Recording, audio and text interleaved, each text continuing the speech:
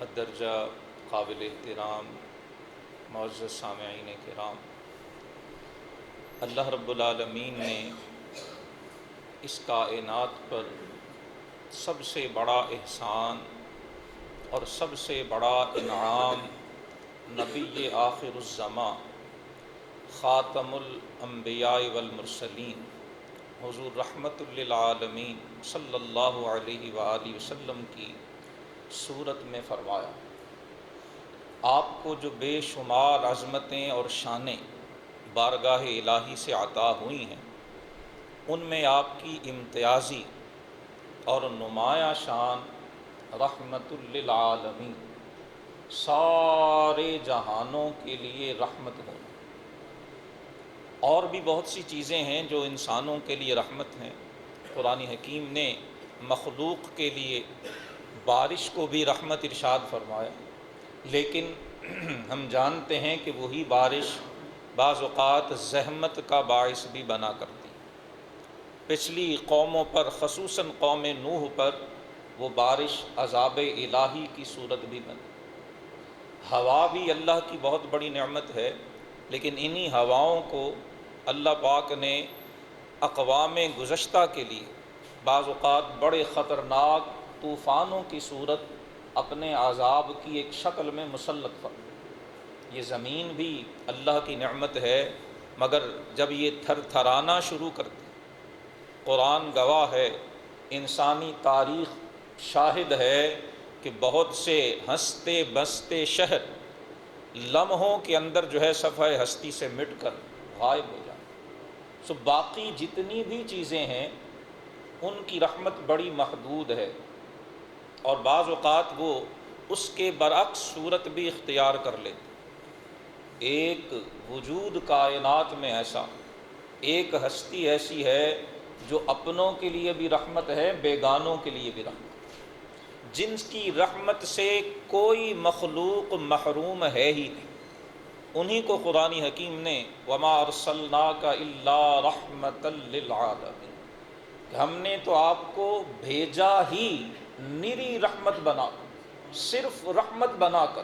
آپ کا وجود ہے ہی سراپا رحمت، آپ ہے ہی سراپا شفقت، آپ ہے ہی مجسم خیر، اور آپ ہیں ہی مجسم نفع اور مجسم فیض۔ اپنوں کو تو اللہ کے رسول صلی اللہ علیہ وسلم کی رحمت سے حصہ ملا ہی ملا ہے۔ یہ وہ رحمت ہے کہ بیگانے بھی اس سے محروم نہیں۔ سورہ انفال گواہ ہے، مشرکین مکہ بیت اللہ کا غلاف پکڑ کر، بیت اللہ کی دیواروں سے چمٹ کر یہ دعائیں مانگا کرتے تھے، اللہم ان کان ھذا ھو الحق من عندک، کہ یا اللہ اگر محمد صلی اللہ علیہ وسلم اور ان پہ نازل ہونے والا قرآن اگر یہ حق ہے، فَأَمْطِرْ عَلَيْنَا حِجَارَةً مِّنَ السَّمَاءِ، تو ہم پر آسمانوں سے پتھروں کی بارش برسا، اَوْ ائْتِنَا بِعَذَابٍ أَلِيمٍ۔ ہم محمد صلی اللہ علیہ وسلم کو نہیں مانتے، ہم قرآن کو نہیں مانتے، اگر ہم جھوٹے ہیں تو ہم پر دردناک عذاب مسلط کیا جائے۔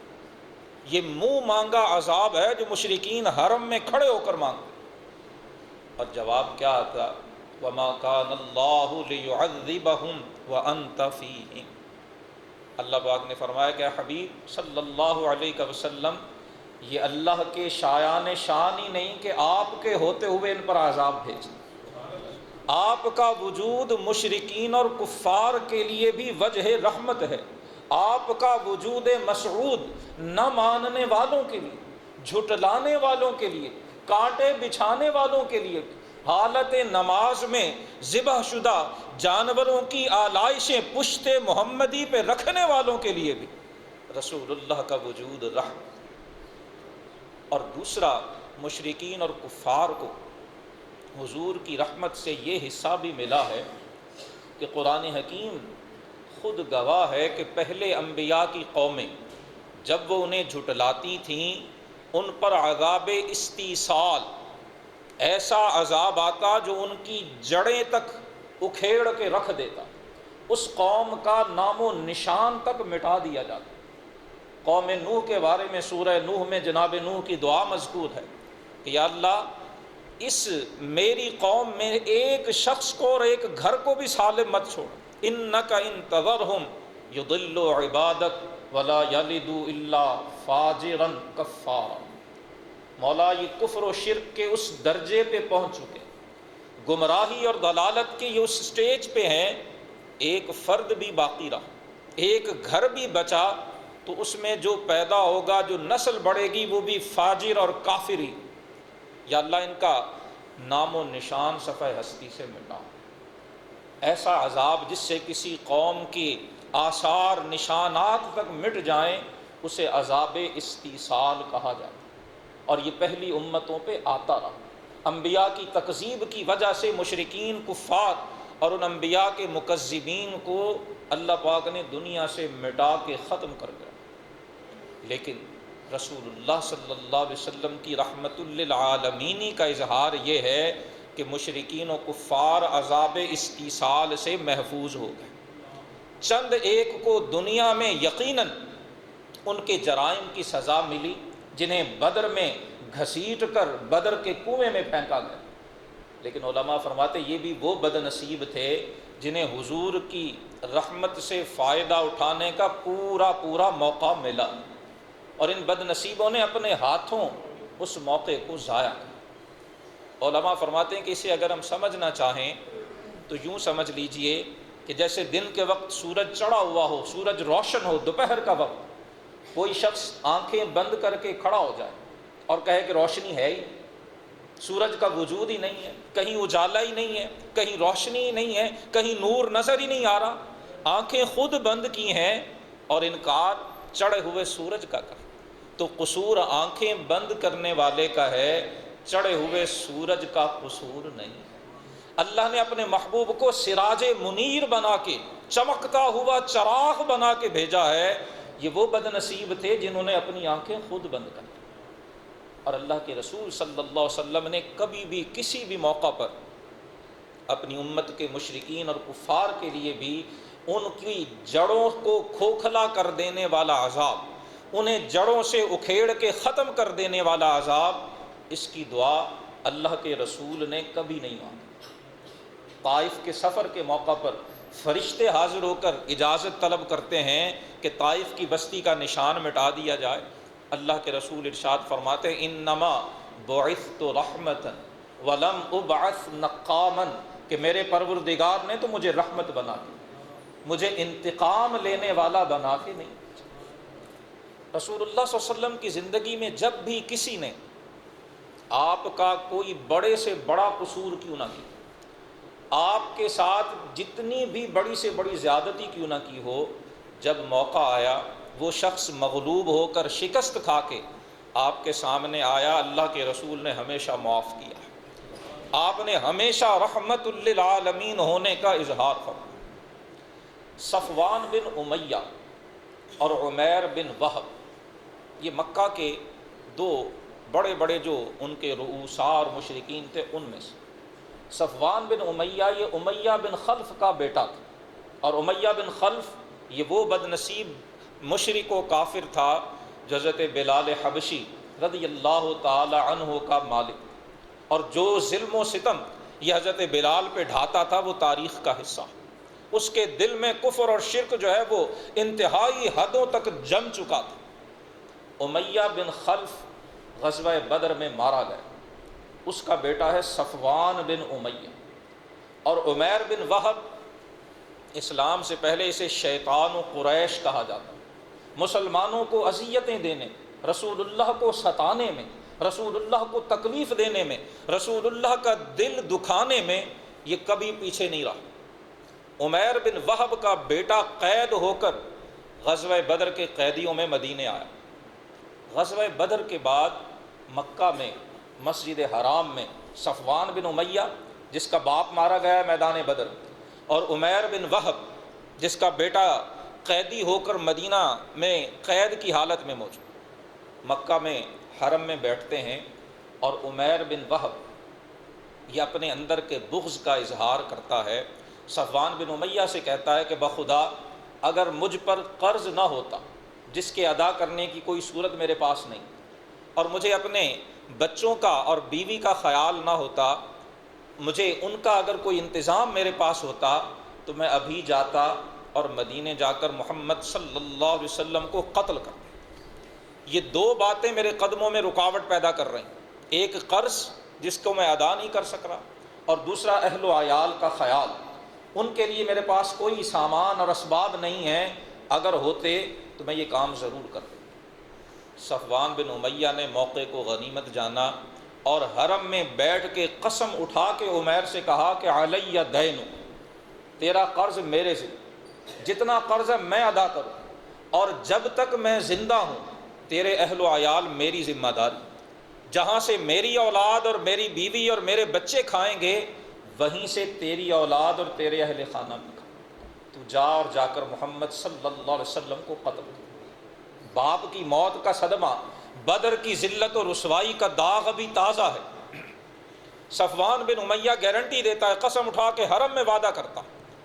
عمیر بن وہب اپنی تلوار کو زہر میں بھگو کے رکھتا کافی دن تک، تاکہ وار تھوڑا سا بھی اگر جسم کو لگ جائے، تلوار کے وار سے اگر موت نہ بھی ہو پائے تو جو زہر کی تاثیر ہے وہ موت کا سبب بن جائے۔ وہ زہر میں بجھی ہوئی تلوار لے کر رسول اللہ صلی اللہ علیہ وسلم کو قتل کرنے کے لیے مکہ سے مدینہ پہنچتا، اور اس کی قسمت خراب کہ جو ہی مدینہ پہنچا سامنا سب سے پہلے سیدنا عمر فاروق سے ہو۔ سیدنا عمر رضی اللہ تعالیٰ عنہ جب عمیر بن وہب کو مدینے میں دیکھتے ہیں، آپ دیکھتے ہی اپنے ساتھیوں سے کہتے ہیں یہ شیطان کسی برے ارادے سے آیا، یہ کبھی بھی اچھے ارادے سے مدینے میں نہیں آ سکتا۔ آپ نے اپنے ساتھیوں کو ساتھ لیا، گردن سے اسے پکڑا اور گھسیٹتے ہوئے رسول اللہ کی خدمت میں لیا۔ عرض کی یا رسول اللہ یہ شیطان مکہ سے آیا، اور حضور مجھے اس کے چہرے سے اس کے اندر کی برائی اور اس کے اندر کے بغض و عناد کا پتہ چل رہا ہے، اللہ کے رسول اجازت دیجئے میں اس کے انجام تک پہنچا۔ آپ صلی اللہ علیہ وسلم نے دیکھا، فرمایا عمیر کو چھوڑ، اسے آنے دو۔ حضرت عمر رضی اللہ تعالیٰ عنہ نے اسے چھوڑ دیا، وہ حضور کے سامنے جا کے بیٹھا۔ آپ صلی اللہ علیہ وسلم کو جا کر علامہ ابن ہشام نے سیرت ابن ہشام میں اور دیگر مورخین نے یہ واقعہ بڑی تفصیل سے لکھا۔ عمیر بن وہب حضور کی بارگاہ میں حاضر ہوا اور کہنے لگا انعم صباحا، صباح الخیر، جسے آج ہم گڈ مارننگ کہتے ہیں، عرب بھی اسی طرح سے صبح کا سلام کرتے ہیں۔ جب اس نے حضور کی خدمت میں یہ عرض کی، رسول اللہ صلی اللہ علیہ وسلم نے فرمایا کہ عمیر، اللہ نے ہمیں اس سے بہت بہتر ملاقات کا تحفہ دیا، ہمیں یہ صباح الخیر یا گڈ مارننگ یا انعم صباحا اس طرح کے جملوں کی ضرورت نہیں ہے، ہمارے پروردگار نے ہمیں السلام علیکم کا تحفہ دیا۔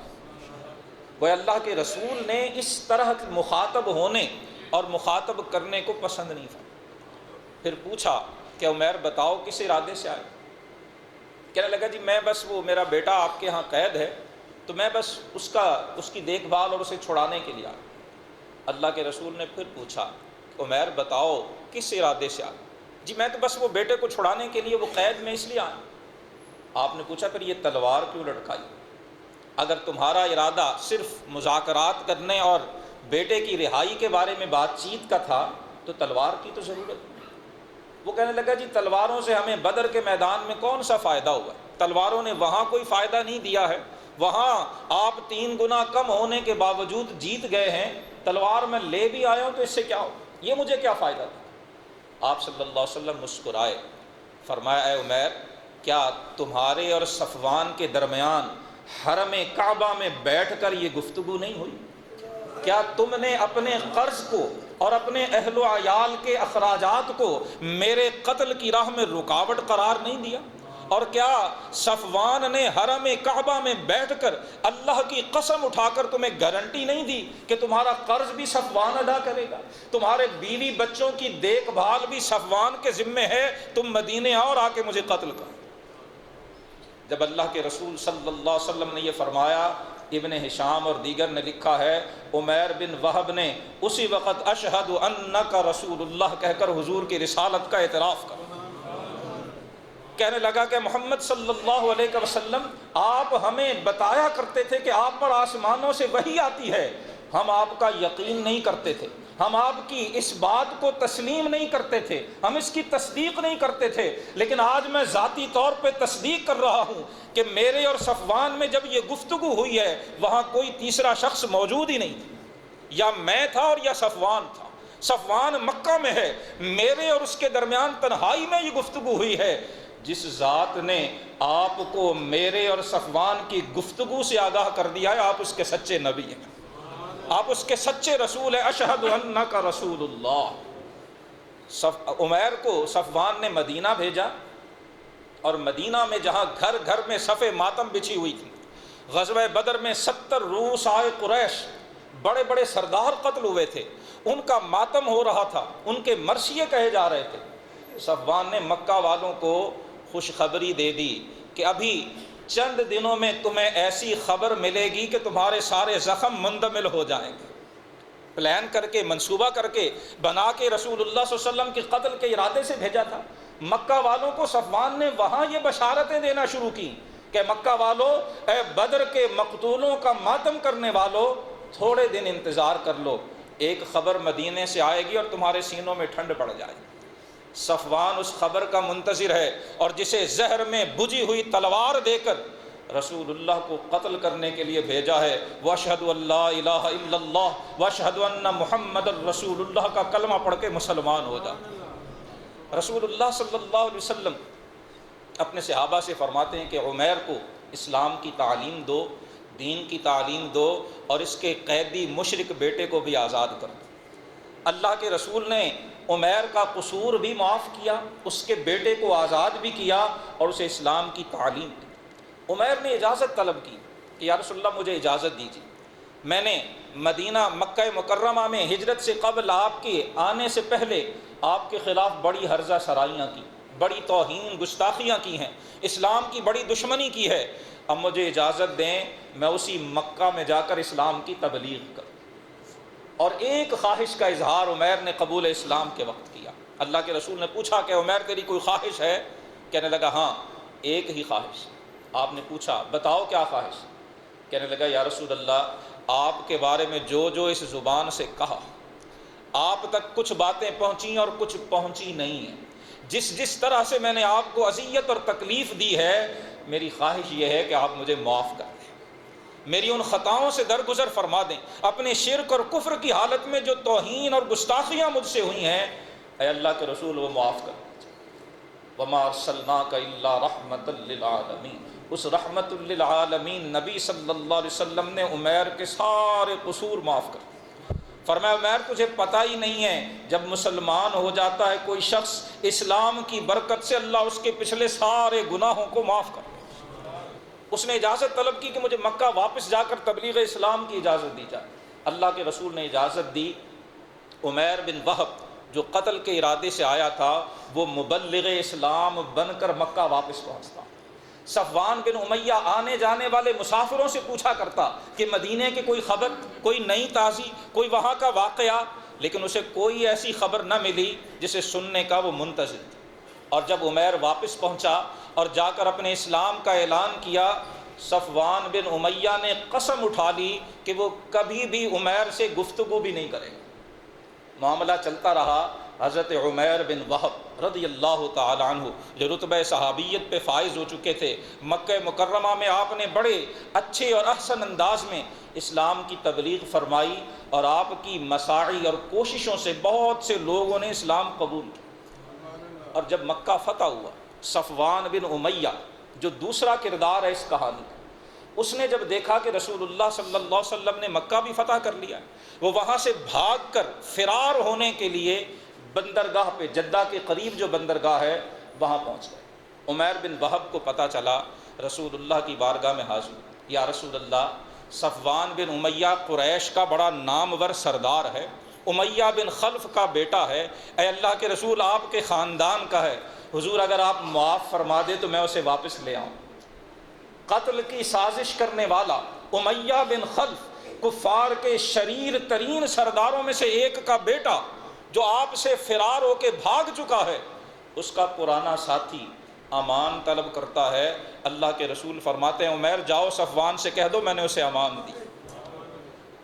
عمیر کہتے ہیں یا رسول اللہ وہ میری زبانی بات پہ یقین نہیں کرے گا، آپ مجھے کوئی نشانی دے دیجیے، کوئی ایسی نشانی میرے پاس ہو میں جا کے صفوان کو دکھاؤں، اسے یقین آ جائے کہ آپ نے واقعی اسے معاف کر دیا۔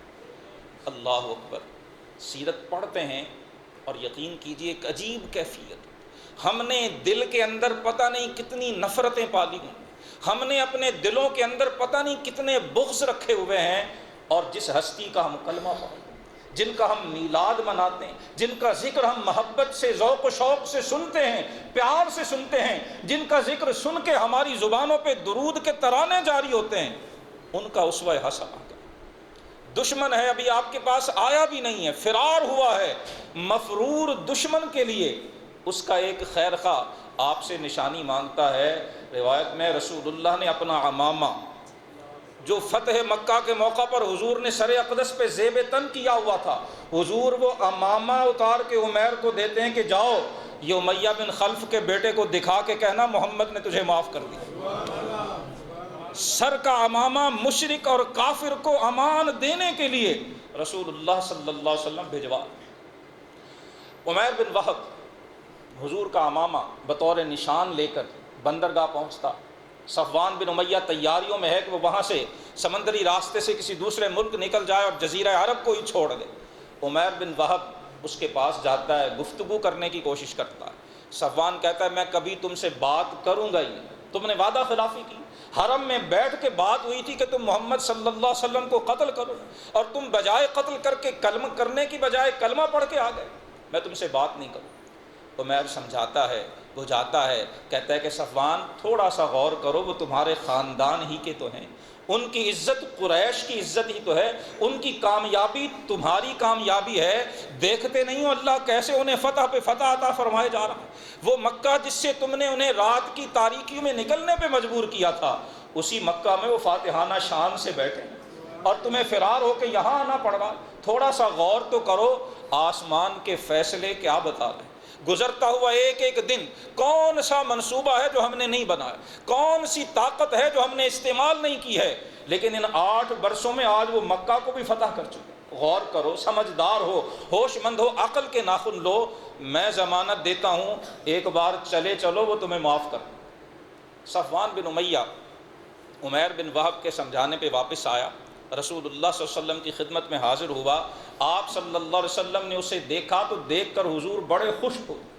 اور یاد رکھیے گا ربیع الاول کے مہینے میں اللہ پاک نے اپنے حبیب صلی اللہ علیہ وسلم کو دنیا میں اسلام کو پھیلانے کے لیے بھیجا تھا۔ رسول اللہ کی بعثت کا مقصد وما ارسلناک الا رحمۃ للعالمین، آپ ساری کائنات کو نغمہ توحید سنانے کے لیے آئے، آپ ساری کائنات کو، ساری مخلوق کو، بنی نوع انسان تک رب کا پیغام پہنچانے کے لیے آئے۔ ربیع الاول کے ماہ مقدس کے اندر ماہ میلاد مبارک کی محافل سجاتے مناتے ہوئے ہم نے یہ بھی دیکھنا ہے کہ ہم تبلیغ اسلام کی ذمہ داری کہاں تک پوری کر رہے ہیں، ہم لوگوں کو اسلام کی طرف مائل کر رہے ہیں، یا اللہ معاف فرمائے آج ہمارا طرز عمل لوگوں کے قبول اسلام کی راہ میں رکاوٹ بن رہا ہے۔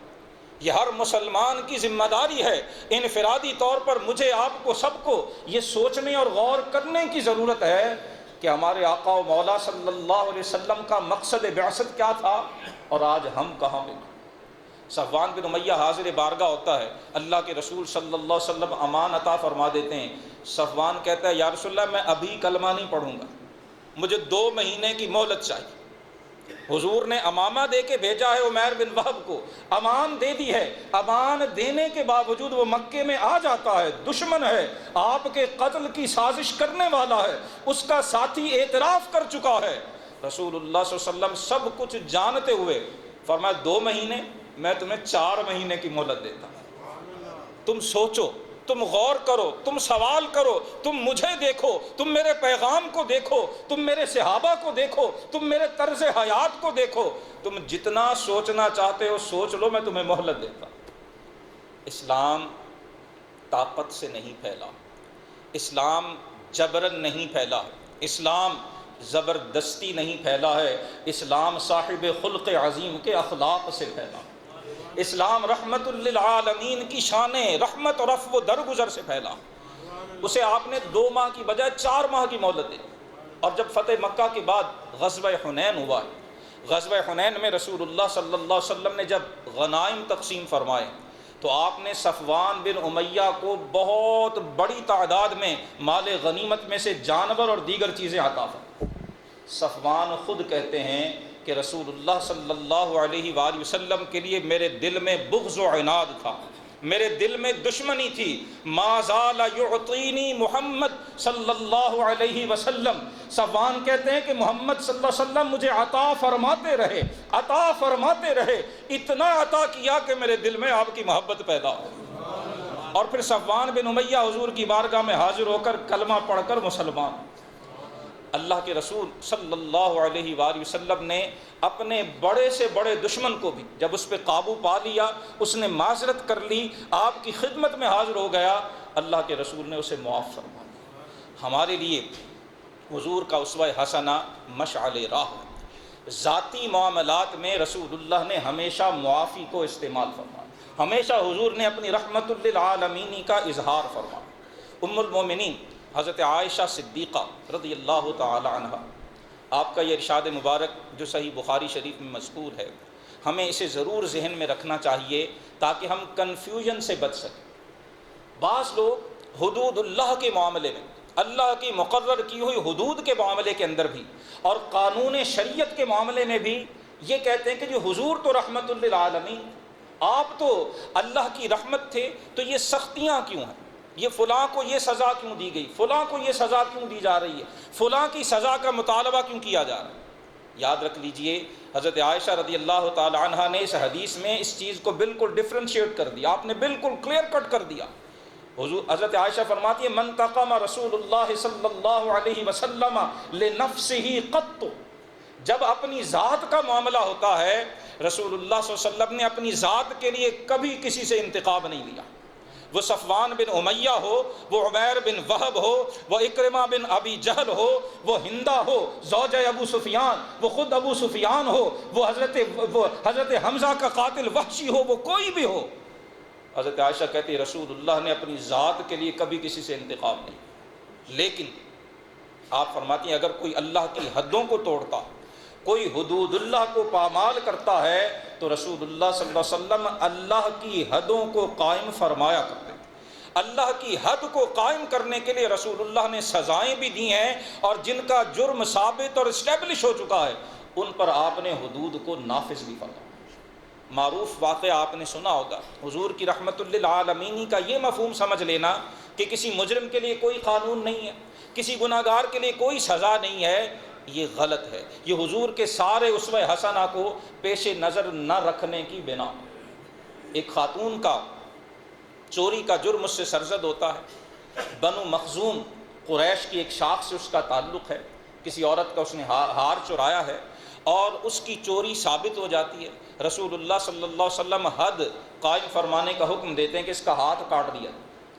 اس قبیلے کے لوگ حضرت اسامہ بن زید رضی اللہ تعالیٰ عنہ سفارشی بنا کر حضور کی خدمت میں پیش کر، یا رسول اللہ جرمانہ لے لیا جائے، تاوان لے لیا جائے، ہاتھ نہ کاٹا جائے، خاندان کی بدنامی ہو، عزت دار خاندان ہے، معزز خاندان ہے، قریش کا خاندان ہے، عورت کا ہاتھ کٹ گیا تو خاندان والوں کی ناک کٹ جائے۔ جانتے ہیں حضور نے حضرت اسامہ کو کیا جواب دیا؟ یہ چیز حضور کا ذاتی معاملات میں طرز عمل اور حدود اللہ کے معاملات میں طرز عمل، جب تک ان کو ہم اپنی اپنی جگہ پہ رکھ کے نہیں دیکھیں گے اسوہ حسنہ مکمل طور پر نکھر کے ہمارے سامنے نہیں آئے۔ یہ اسامہ بن زید وہ ہیں جنہیں حضور اپنے کندھے پہ بٹھاتے تھے، ایک کندھے پہ نواسے رسول امام حسین یا حسن ہوتے اور ایک کندھے پر اسامہ بن زید ہوتے تھے۔ رسول اللہ بڑا پیار کرتے تھے، انہی کے والد کو حضور نے منہ بولا بیٹا بنایا تھا، جنہیں زید بن محمد کہا جاتا ہے۔ اللہ کے رسول بے انتہا محبت کرتے ہیں، لیکن جب اسامہ بن زید حدود اللہ کے معاملے میں سفارش کرتے ہیں، حضور نے فرمایا تشفع فی حد من حدود اللہ، کیا تم اللہ کی مقرر کی ہوئی حدوں میں سفارش کرتے ہو؟ بخدا پہلی قومیں اسی لیے ہلاک ہوئیں کہ جب ان میں سے کوئی معزز شخص، کوئی عزت دار شخص، کوئی معاشرے کا بڑا طاقتور شخص جرم کرتا تھا تو اسے چھپا لیا جاتا، اور کمزور شخص جرم کرتا تھا تو اسے نمونہ عبرت بنا دیا۔ اور پھر حضور کی زبان سے یہ جملہ ادا ہوا، واللہ لو کانت فاطمۃ بنت محمد سرقت لقطعت یدها او کما قال الرسول صلی اللہ علیہ وسلم۔ حضور نے فرمایا یہ تو بنو مخزوم کی عورت ہے، خدا کی قسم ہے فاطمہ بنت محمد چوری کریں، جرم ثابت ہو تو میں ان کا ہاتھ بھی کاٹوں۔ یہ حدود کا معاملہ، یہ قانون کا معاملہ ہے، وہ اپنی جگہ۔ ذاتی معاملات میں عفو درگزر، ذاتی معاملات میں رحمت ہی رحمت، یہ رسول اللہ کا اسوہ حسنہ۔ آج ہمارے لیے اسی چیز کو سیکھنے کی ضرورت ہے۔ ہمیں ہمارے گھروں میں آج حضور کی شان رحمت للعالمین کے اسی پہلو کو زیادہ سے زیادہ نمایاں، زیادہ سے زیادہ اجاگر اور زیادہ سے زیادہ اختیار کرنے کی ضرورت ہے۔ اللہ پاک ہمیں اپنے ذاتی معاملات میں دلوں کو صاف کرتے ہوئے دوسروں کے قصور معاف کرنے کی اور حضور کے اسوہ رحمت للعالمین سے درس حاصل کرنے کی توفیق عطا